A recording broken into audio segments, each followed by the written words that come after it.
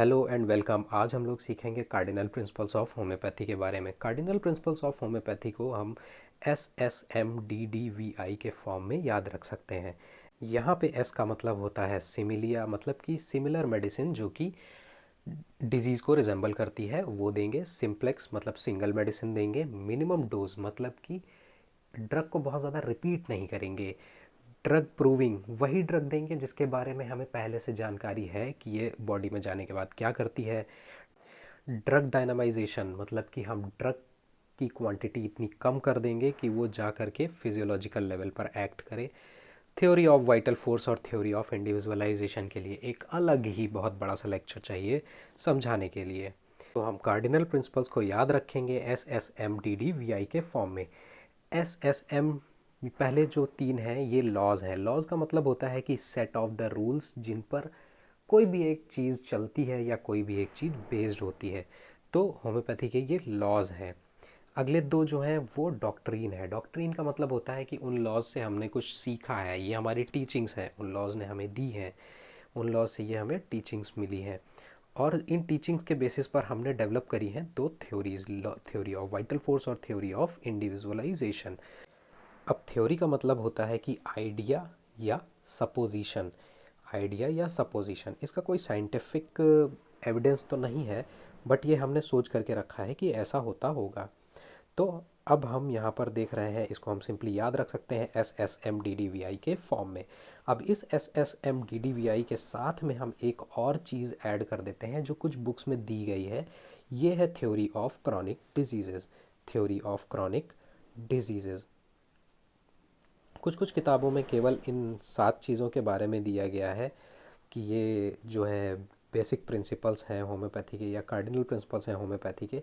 लेकिन कुछ कुछ बुक्स में इन 8वीं चीज़ को भी दिया गया है, थ्योरी ऑफ क्रॉनिक डिजीज़ेज़ को। और थ्योरी ऑफ क्रॉनिक डिजीज़ेज़ जो थी वो हनीमैन के लाइफ का और होम्योपैथी का एक टर्निंग पॉइंट था। अब आइए जानते हैं लॉ ऑफ सिमिलिया के बारे में। लॉ ऑफ सिमिलिया के बारे में, सिमिलिया का मतलब होता है सिमिलर्स। सिमिलर्स जैसे हमारे यहाँ कहते हैं कि जैसे को तैसा मिलना चाहिए, वैसे ही हमारी होम्योपैथी भी जो है जैसे को तैसा दे करके ही चीज़ों को ठीक करती है। होमोस का मतलब होता है सिमिलर और पैथोस का मतलब होता है सफरिंग। पैथोस का मतलब होता है suffering.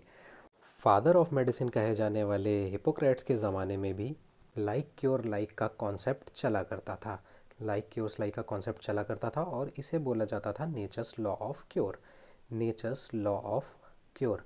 Natures law of cure को वो अपनी भाषा में बोलते थे सिमिलिया सिमिलेबस क्यूरेंटर, मतलब कि सिमिलर चीज़ ही सिमिलर चीज़ को सही करती है।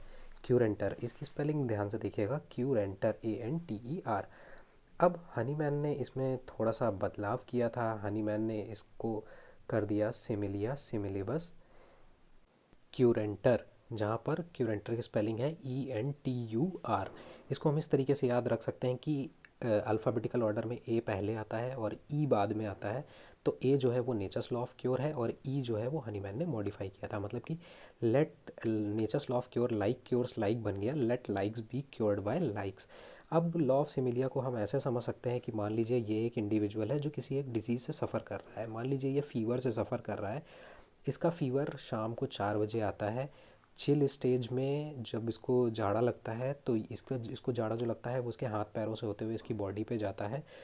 और इसके बाद में जो इसकी हीट स्टेज आती है, हीट स्टेज जब इसको बुखार चढ़ा हुआ होता है तो उस समय में इसकी स्किन हॉट और ड्राई रहती है। और स्वेट स्टेज में जब इसको पसीना आता है तो ये अपनी पूरी बॉडी को कवर करना चाहता है। अब हमने मान लीजिए इसको कोई एक मेडिसिन दी और ये उस मेडिसिन से सही हो गया, वो इस मेडिसिन से सही हो गया, हेल्दी स्टेट में पहुंच गया। अब यही मेडिसिन या अननोन सब्सटेंस अगर हम किसी भी एक हेल्दी इंडिविजुअल को देंगे तो वो इसमें वही डिज़ीज़ के सिम्टम प्रोड्यूस करेगी जो वहाँ पर एक डिज़ीज़ इंडिविजुअल में ऑलरेडी आ रहे थे। तो इसका मतलब ये हुआ कि जो मेडिसिन किसी भी एक डिजीज़्ड पर्सन को ठीक करने के काबिल है वही हेल्दी पर्सन में उस डिजीज़ सिम्टम को ला भी सकती है। और इसी चीज़ को हम बोलते हैं ड्रग प्रूविंग, कि ये किसी भी एक अननोन सब्सटेंस की ड्रग प्रूविंग है। और यहीं से आता है हमारा law of similars. Law of similars की सिमिलर मेडिसिन यहाँ पर हमारी काम कर रही है, वही मेडिसिन हेल्दी स्टेट में जो है वो डिजीज़ सिम्टम पैदा करेगी और डिजीज़ सिम्टम में किसी भी एक इंडिविजुअल को हेल्दी कर देगी। एफोरिज्म नंबर 26 में डॉक्टर हनीमैन लिखते हैं कि अ वीकर डायनामिक अफेक्शन, ये डायनामिक अफेक्शन डिजीज़ के बारे में कहा गया है, इसे हम लोग आगे देखेंगे, is permanently extinguished in the living organism, मतलब कि हमेशा के लिए ख़त्म किया जा सकता है किसी भी एक लिविंग ऑर्गेनिज्म में स्ट्रॉन्गर वन से। निश्चित ही बात है कि वीकर को स्ट्रॉन्गर वन ही ख़त्म कर सकता है। ये दोनों के दोनों कॉन्सेप्ट हम वाइटल फोर्स वाले अभी थोड़ी देर में वाइटल फोर्स में देखेंगे। If the latter wills differing in very kind is very similar to former in its manifestations. यहाँ पर देखिए एक टर्म यूज़ किया गया है वेरी, नॉट एग्जैक्टली, मतलब कि हमने जो मेडिसिन दी है इट इज़ वेरी सिमिलर, मतलब सिमिलिमम, सिमिलिमम ऑलवेज मीन्स कि वो अप्रॉक्सीमेटली सिमिलर है, एग्जैक्टली सिमिलर नहीं है। To former in its manifestations, मतलब कि जैसे सिम्टम्स किसी भी एक हेल्दी ह्यूमन में एक मेडिसिन प्रोड्यूस कर रही है वैसे ही सिम्टम्स वो एक किसी भी डिजीज्ड पर्सन में ठीक कर देगी। यही था हमारा लॉ ऑफ सिमिलर्स। अब आइए देखते हैं law of simplex. Law of simplex, law of simplex का मतलब है कि single medicine for all the complaints. इसे सिंपली ऐसे ही याद रखेंगे कि single medicine for all the complaints. Homeopathy में ऐसा नहीं होता है कि पेशेंट बहुत सारी कंप्लेन लेकर के आ रहा है और हम उसे बहुत सारी मेडिसिन दे रहे हैं, हर कंप्लेन के लिए एक मेडिसिन दे रहे हैं, ऐसा करना गलत होगा।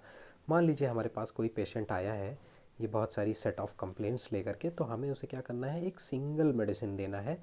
एक यहाँ पर हमें क्या करना है, एक सिंगल मेडिसिन देना है, ये तरीका सही है, ना कि उसकी अलग अलग कंप्लेंट्स के लिए हमें जो है अलग अलग मेडिसिन देनी है, ये तरीका जो है वो हमारा गलत है। अब आखिरकार इस मेडिसिन का चुनाव कैसे होता है?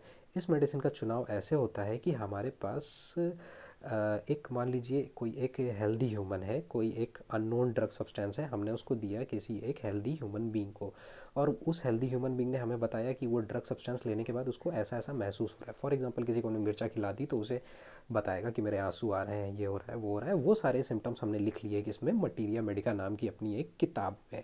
अब जब हमारे पास में जब कोई पेशेंट अपने सेट ऑफ सिम्टम्स ये सब लेकर के आता है तो हम उसे मटीरिया मेडिका में दी हुई अपनी जो भी अननोन सब्सटेंस होते हैं या वो रेमेडीज़ होती हैं उनसे मैच करते हैं, और उनसे मैच करने के बाद मोस्ट सिमिलरली रिजेंबलिंग जो रेमेडी होती है वो हम उस पेशेंट में एडमिनिस्टर करते हैं।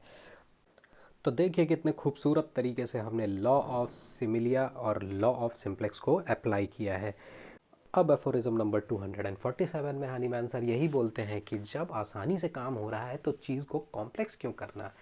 मान लीजिए हमने 2 रेमेडीज़ दे दी, तो हमें पता कैसे चल पाएगा कि कौन सी रेमेडी ने उस पर्टिकुलर पर्सन को क्योर किया, और 2 रेमेडीज़ मान लीजिए अगर एक दूसरे से इंटरेक्ट करेंगी तो वो क्योर को भी प्रिवेंट करेंगी, तो इसलिए कभी हमें 2 से 1 से ज़्यादा मेडिसिन नहीं देनी है। यही डॉक्टर और हनीमैन सर कहते हैं कि it is wrong to attempt to employ complex means when simple is suffices. इस वीडियो में बस इतना ही, बाकी कार्डिनल प्रिंसिपल्स हम देखेंगे दूसरे वीडियो में। अगर आपको वीडियो पसंद आया हो तो लाइक, शेयर और सब्सक्राइब करना ना भूलें भाई।